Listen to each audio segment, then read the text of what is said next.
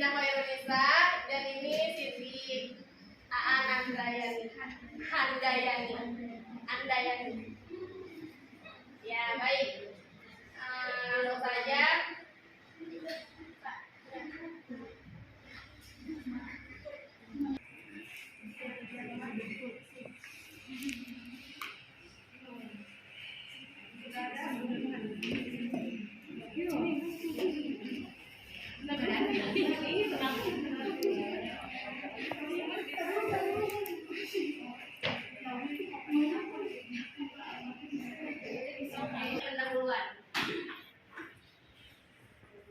Dalam pembelajaran pendidikan jasmani di sekolah, guru biasanya tidak langsung memberikan instruksi atau perintah untuk melakukan suatu gerak, tetapi guru pendidik jasmani akan menggunakan metode atau pendekatan tertentu untuk menyampaikan suatu materi pembelajaran dalam melaksanakan pembelajaran. Permainan, hendaknya guru sudah benar-benar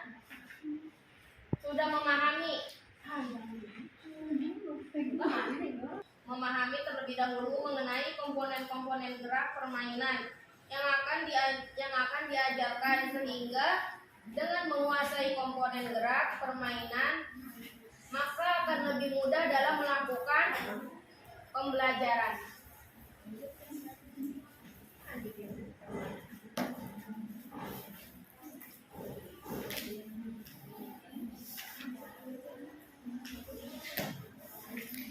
Siapin pertanyaan sekalian jawabannya biar cepet, langsung skip aja. Konsep pada khususnya telah dirumuskan dalam berbagai definisi oleh para ahli. Dalam proses pembelajaran, anak-anak melakukan berbagai tugas-tugas gerak sesuai dengan tingkat pertumbuhan dan perkembangannya, sehingga dalam proses perkembangan pendidikan jasmani memiliki muatan belajar gerak yang diarahkan pada pencapaian tujuan fisik dan perkembangan motorik. Belajar gerak adalah serangkaian proses yang berkaitan dengan latihan, pengalaman yang akan menyebabkan perubahan dalam kemampuan individu untuk bisa menampilkan gerak yang terampil. Dari definisi tersebut mengandung 3 aspek yang penting yang harus ditemukan sebagai berikut.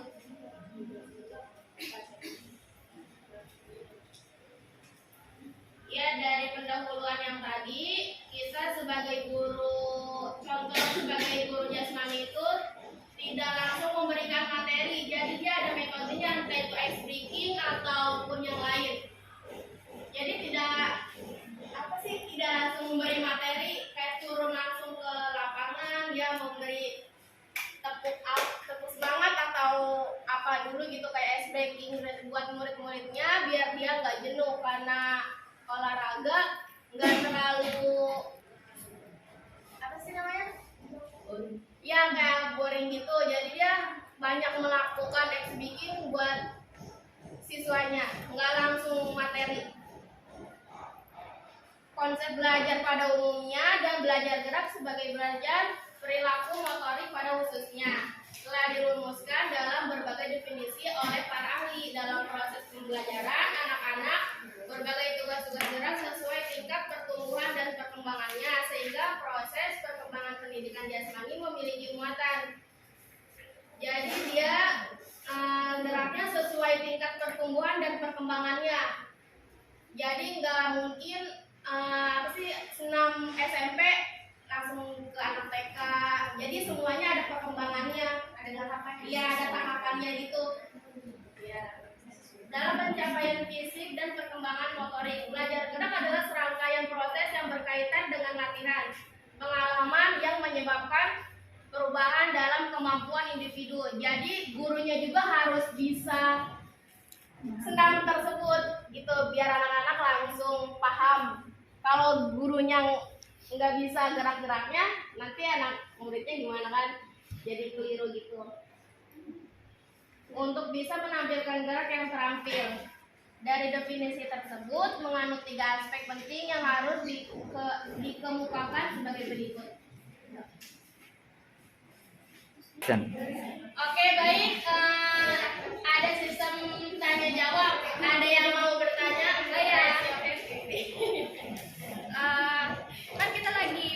Kak, sebelumnya sebutin nama namanya siapa? sama nih. Nama saya Siva Nurjafeni, Siva. Ya. Nah, sekarang kan kita lagi belajar tentang gerak ya, berarti kita praktek langsung nih ke anak-anak. Nah, terus pertolongan pertama bagi anak SD kalau dia mengalami cedera keram itu gimana? Pertolongan pertamanya gimana? Cedera keram kaki gitu ya maksudnya. Ya dia disuruh duduk dulu. Tarik nafas dulu, jangan langsung. Oh, langsung stop dulu berarti. Oke, baik, pertanyaan yang kedua ada yang mau nanya?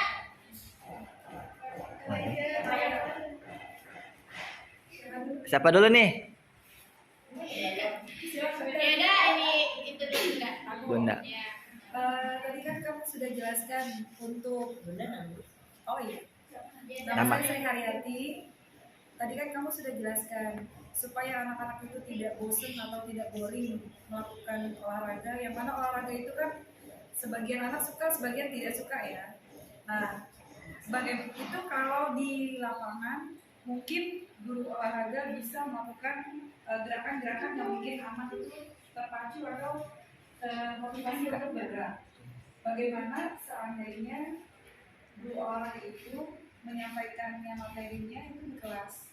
Di kelas kan tidak mungkin guru itu jikrak-jikrak atau apa gitu kan. Nah, bagaimana tuh cara guru tersebut untuk menyampaikan materi tetapi tidak membuat anak boring atau bosan di kelas ya, di luar kelas. Oke, terima kasih. Oke, terima kasih ya, Mas. Lo tulis dulu, udah belum nulisnya nih? Jadi intinya bagaimana cara mengatasi kelas? Bukan bagaimana cara menyampaikan materi kepada siswa dan kelas. Bunda ini cara menyampaikan materi atau cara biar anaknya nggak bosan di Cara menyampaikan materi ya, Biar nggak bosan, biar nggak boring di kelas. Oke. Iya, kalau di luar kan anak-anak udah pasti happy Ya, ya. happy banget. Oke, baik, lanjut ke pertanyaan yang ketiga. Ya, dengan ibu siapa? Saya Siti Nurainia. Di sekolah atau di kelas kadang sering menemukan ada beberapa anak yang memang gak aktif tapi pasif dan benar-benar pendiam. Ketika praktek dia tidak mau sama sekali Ikut. mengikuti apa yang diinstruksikan oleh guru penjas. Nah, bagaimana cara menilai ke anak yang memang benar-benar tidak mau seperti ini? Ya, penilaiannya seperti apa? Bagaimana cara menilai Penilaiannya itu Anak yang pasif ya? ya, anak yang benar-benar diem gitu. Dia mau kadang ngomong aja dia nggak mau. Bukan kalem, dia mau jadi. Kami akan menjawab bagaimana pertolongan pertama pada siswa yang mengalami cedera. Itu cederanya di bagian kaki kan? Ya, jadi pas kita mungkin saat olahraga atau saat senam gitu ya, dia mengalami cedera. Nah, itu boleh kita ajak anaknya untuk ke belakang, disuruh duduk atau disuruh minum dulu gitu kan. Kalau sekolah tersebut menyediakan tandu atau tanduk ya, Ya, PMR. Tandu, ya pertolongan pertama itu dibawa ke UKS, relax, diurutin di bagian cederanya itu. Yang bagian cederanya itu. Nah, ketika kita mungkin kita juga punya feeling buat anak tersebut, ini kakinya mungkin sudah membaik gitu kan. Nah, kita langsung ya ditanyakan sama siswa tersebut gimana kondisinya, apakah sudah bisa membaik, udah bisa berjalan. Nah, dia nggak mungkin langsung kita suruh jalan kan. Nah, di situ kita tuntun apakah sudah membaik. Berarti dibikin rileks ya, jadi otot-otot yang tegangnya itu jadi makin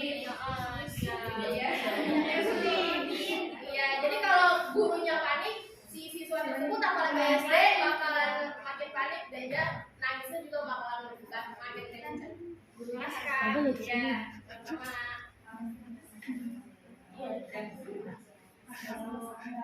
Itu kan cederanya kalau kaki kiri ya. ya. Itu kan kalau cederanya terkilir. Iya. Bagaimana kalau cederanya itu luka? Kalau cederanya itu luka, Harus penanganannya itu seperti apa? Dibopong. oke, kita menyediakan pertolongan pertama ya Kak. Nah di situ ada kan di UKS itu bukan cuma hanya ada obat-obatan, ada kapas, alkohol, betadine. Nah nggak mungkin juga kita langsung kasih alkohol buat siswa yang cedera itu yang atau terluka. Iya, guru itu mungkin lebih memahami. Nah kita bersihkan, mungkin kalau luka itu kita bersihkan dulu cederanya itu ya. Kita bersihkan pakai kapas, mungkin sambil tenang biar dia tuh nggak nangis terus gitu kan. Iya, biar rileks. Baru kita perban. Tapi perbannya jangan sanset langsung. Enggak kok nggak sakit gitu kan langsung. Ibu juga dulu pernah begini gitu, biar dia makin rileks, nggak terlalu ini. Ngomong. Iya, kata-kata yang menenangkan si siswa tersebut. Oke, ada lagi tambahannya? Jadi kalau itu cedera ringan, ya kan, cedera terkilir, cedera luka ringan, oke mungkin masih bisa diatasi oleh UKS. Iya. Berarti untuk tindakan cedera berat, otomatis harus segera Masukkan ke rumah sakit. Ya. gitu ya. Iya. Ya. Oke, gimana Kak Siva sudah cukup Sebagaimana jawabannya? Coba belah sini bagaimana? Cukup gimana? Aduh. Action. Ya baik. Ya untuk menjawab pertanyaan kedua dari Kak Haryati, bagaimana cara menyampaikan materi pada siswa di dalam kelas? biar nggak boring? Ya, nah itu kayak temuin hal baru. Kayak jangan kita tuh memberikan kayak materi aja kayak tebak-tebakan gitu atau apa. Ya atau mungkin diselipkan gitu ya. Iya diselipkan. Kayak bikin siswa penasaran gitu. Ya terus juga kita diselipkan untuk main games. Biar nggak boring. Iya main games yang gini gitu tau Dan nggak? menari. jari. Ya jari. Senam Jadi jari. selain gerak ini. Senam jari. Selain gerak ya, selain gerak juga dia pemanasan otaknya ya. Nah mungkin di situ dia seru. Gimana nih Bu? Mungkin pada kayak gitu. Nah, ada ngikutin. Iya, mungkin dia pada ngikutin di situ. Jadi dia nggak terlalu bosen dan boring saat materi. Tapi kan bisa kayak misalnya main gerak tangan kan tadi, tapi kan bisa diselingin dengan dia belajar kayak kuis siapa cepat dia dapat nilai. Nah, bisa gitu. Boleh nggak sih nambah dengan dia? Ya atau reward ya? Ya kita reward yang benernya banyak sih. Ya. Buat apalagi buat anak-anak. Ya. Tapi itu kalau misalkan tetap kan ada, tapi sebenarnya kayak ada seringan permainan, tapi tetap aja masih ada anak-anak yang tetap bosan tuh bagaimana caranya? Sibuk sendiri, iya. Karena ada yang kayak gitu. Yang kurang tertarik dengan kegiatan yang sudah diberikan oleh guru. Meskipun guru sudah maksimal memberikan kuis, memberikan permainan segala macam, ada anak yang memang diem aja udah nggak tertarik gitu aman gitu. Gimana tuh? Ada loh, iya benar gitu. Ya mungkin itu masuk pertanyaannya kakak ini ya. Kasih Tinur, ya. Itu masuknya ke situ. Ya. Ya setelah kita melakukan games, nah semuanya udah senang gitu ya. Nah games itu berakhir gitu kan. Kita tanya deketin kenapa gitu. Kok nggak ikut main? Kalau dia nggak mau jawab gimana? Kalau dia nggak mau jawab, oh mungkin dari gurunya harus berpenal juga.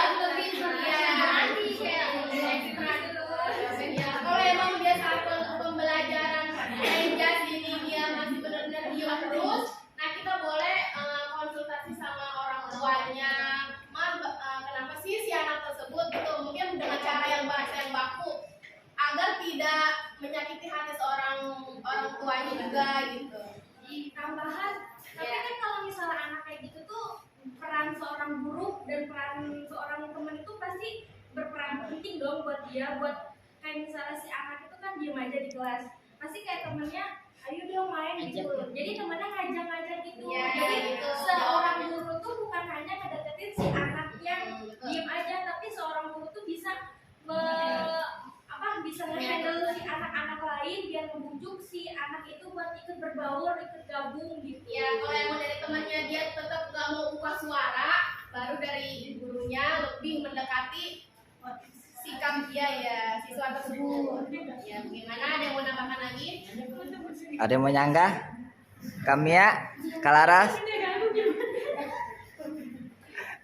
Biasa berarti mungkin ini ya, saya tambahkan mungkin permainan itu jadi sifatnya enggak individu. Untuk memancing anak yang kurang aktif itu biasanya kalau menurut saya tuh jadi berkelompok, memancing mungkin seperti itu. Jadi berkelompok. Kalau tadi kan kamu sampaikan kan kayak individu ya, tebak-tebakan gitu-gitu kan. Kalau memang anaknya aktif, oke dia bisa jawab. Saya mau gitu kan. Tapi kalau anak yang kurang aktif, itu kayaknya saya rasa dibikin kelompok. Baru dia terpacu. Kalau menurut saya ya, bisa karena gitu. kalau menurut yang Ya, yang lain ada yang mau nambahkan? Tapi kalau dibikin kelompok, anak itu tuh disatuinnya sama teman-temannya yang aktif, biar dia ikut-ikut aktif juga, jangan disatuin sama teman yang pasif.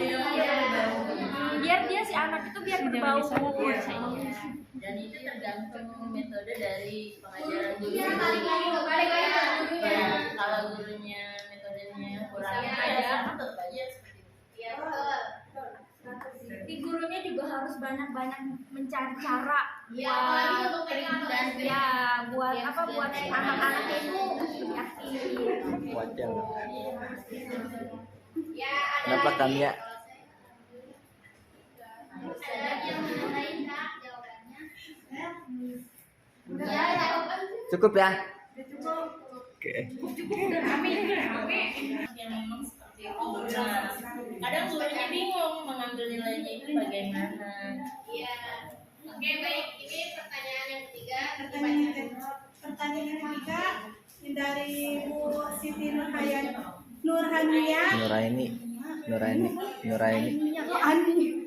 Ainia. Bagaimana cara menilai anak yang pasif? Dan akan disampaikan dengan Kak Kamel sama Bu Linda. Oke, silakan.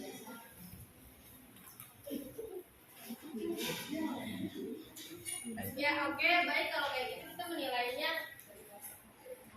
dekati dulu, mungkin dari pertama-tama kita dekati dulu, kita mengenal karakter dan sifat dia itu bagaimana. Jika emang benar-benar dia itu beda dari siswa reguler itu, boleh kita langsung konsultasi kepada orang tua. Sebelum ke orang tua kita konsultasi kepada kepala sekolah, bagaimana baiknya untuk si anak tersebut.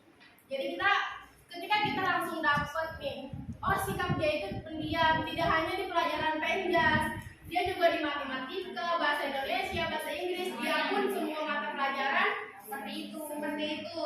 Nah, baru kita dekati anaknya dulu, kita konsultasikan sebagai walas, konsultasi ke kepala sekolah.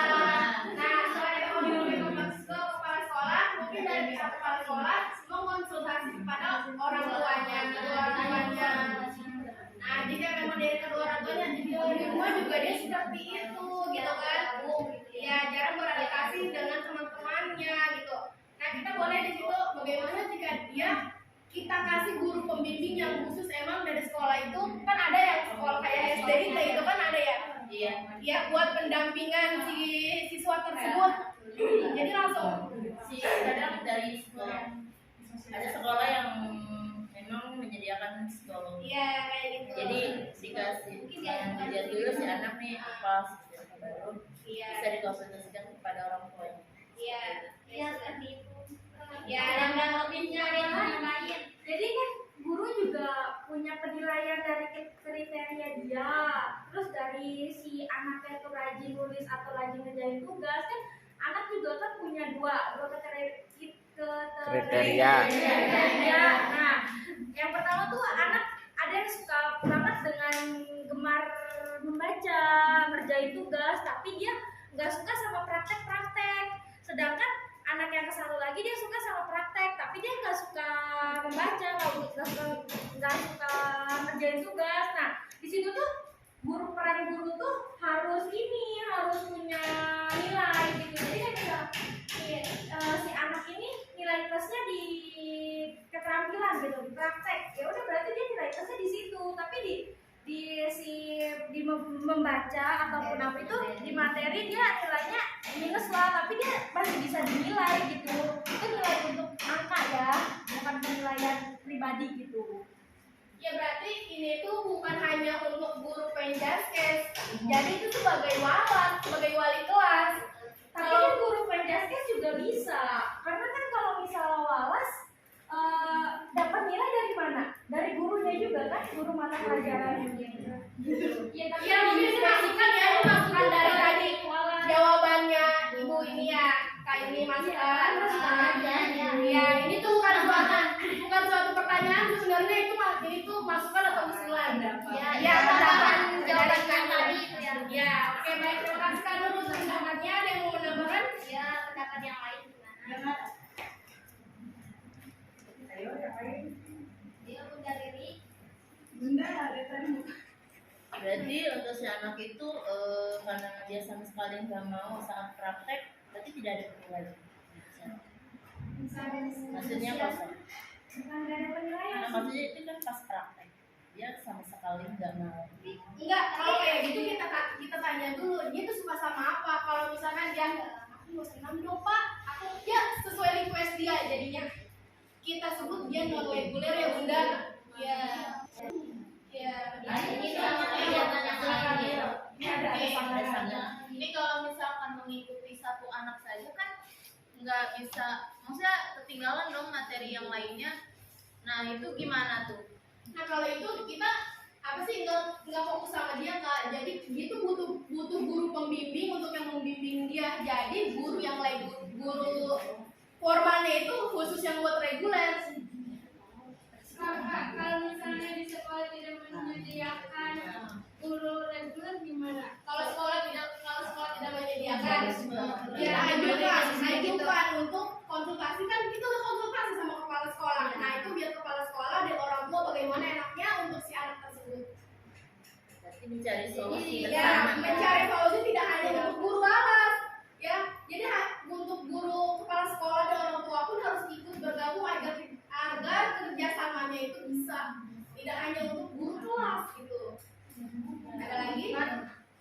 Kayak misalnya di sekolah dasar pun dia maksudnya bukan menyediakan ya, emang satu kelas ya satu guru gitu yang megang. Jadi untuk megang anak misalkan 40 anak dan hanya fokus kepada satu anak kan dia benar-benar nggak bisa kan. Yang lainnya jadi keteteran gitu, terbengkalai gitu. Jadi kalau untuk yang sekolah dasar kan yang negeri ya, yang negeri kan nggak banyak gurunya gitu. Ya kan tadi udah dijawab, bukan hanya guru kelas. Balik Balik lagi yang tadi di kerjasamanya kan kita guru kelas sudah menilai dia siswa tersebut itu pendiam, nggak ada karakternya.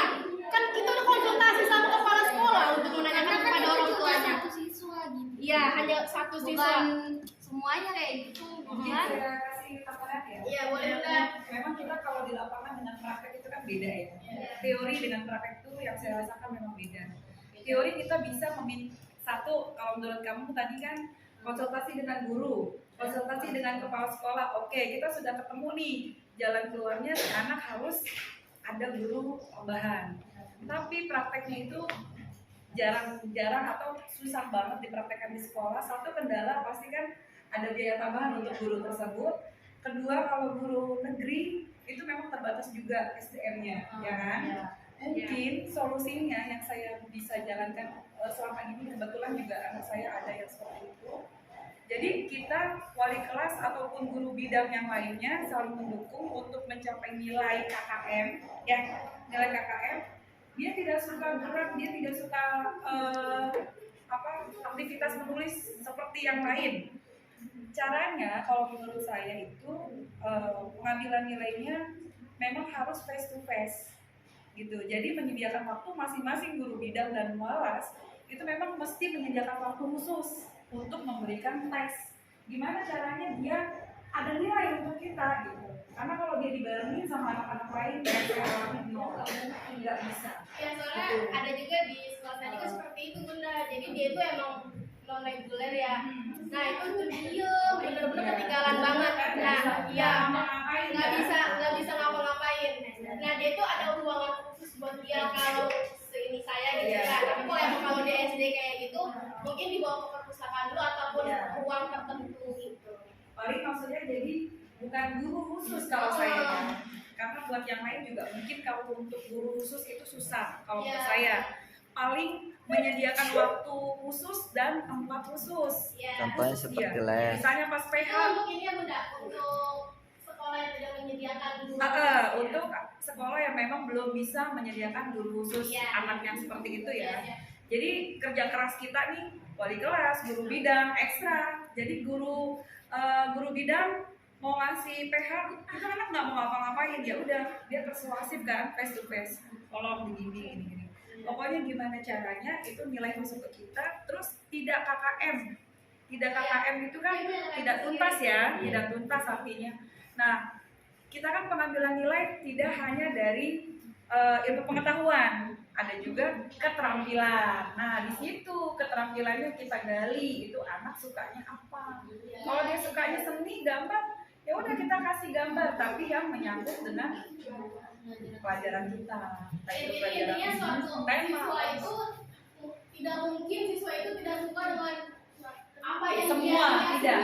tidak. Dia punya salah satu, dia pasti punya Iya. salah satu pelajaran yang disukai. Rata-rata anak yang seperti itu memang tidak suka materi dan praktek, tapi dia sukanya ke seni, larinya ke seni. Nah itu pintar-pintar tuh gurunya, dari guru bidang, guru wali kelas terutama.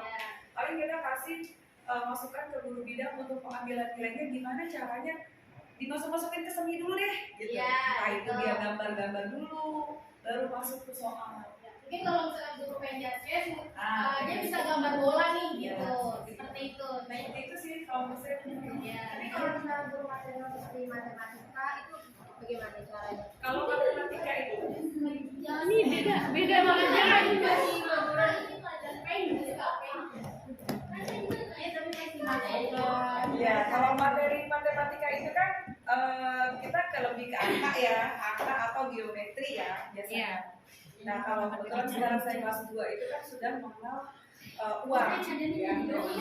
Biasanya anak-anak itu, anak-anak yang seperti itu yang saya rasakan, dia nggak bakalan mau teori. Jadi kita bawa alat peraga. Nah, itu apapun pelajarannya, meski ada alat peraga. Misalnya matematika, kita membahas matematika, temanya nih kalau kelas 2 kan uang nih, pecahan uang. Mau tidak mau kita bawa uang nih. Ini loh 500-an, ini loh 1000. Jadi begitu sekali. Tidak memakan. Iya, memang susah sih kalau saya sendiri juga kesulitan harus ada alat peraga dan terus kitanya memang mencari pendengarnya memang harus bisa tetap gitu. Baru dia mau ikutin apa yang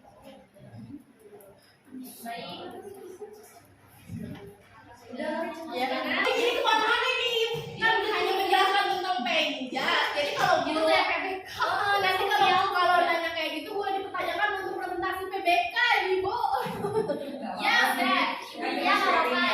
Ya, terima kasih, Ibu. Ya, wawasan kita. Pendapat-pendapat. Iya, cuma mau dilanjutkan. Untuk apa dilanjut? Aduh, oke. Ini lokomotor, non-lokomotor kan dibahas. Nah, itu udah. Ya mungkin hanya ini saja yang dapat saya presentasikan, kurang dan lebihnya saya mohon maaf bila ada kata-kata yang salah. Itu datangnya dari saya. Bila ada kata-kata yang benar itu datangnya dari Allah. Ya Allah, Wassalamualaikum warahmatullahi wabarakatuh.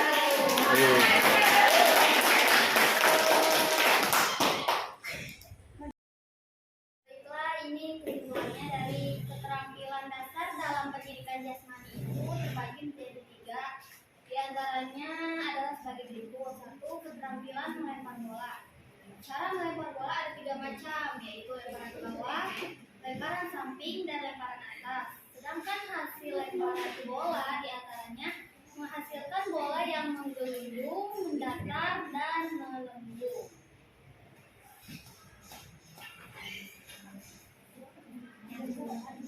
Yang kedua yaitu keterampilan menangkap bola. Sikap badan dan posisi tangan pada saat akan menangkap bola sangat tergantung dari datangnya bola itu. Apakah bola melambung, bola mendatar, bola rendah, atau bola yang menggelindung atau menyusuri tanah. Dan yang ketiga yaitu cara memukul bola. Cara memukul bola dengan menggunakan kayu, pemukul dalam permainan bola kecil. Ada beberapa cara disesuaikan dengan karakteristik kayu. Cara memegang kayu pemukul bola dapat cukup dengan menggunakan satu tangan.